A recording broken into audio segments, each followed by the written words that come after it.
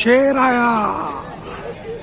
आरसीबीचे अधिकारी कृपया बाहेर येऊन API सोनवणे यांच्याशी संपर्क करा लवकरात लवकर.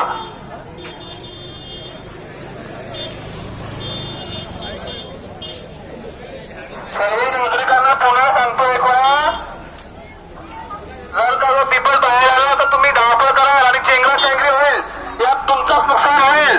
कृपया गर्दी करू नका, रस्ता मोकळी सोडा. कला सांगतोय मी. ऐसा बन गया.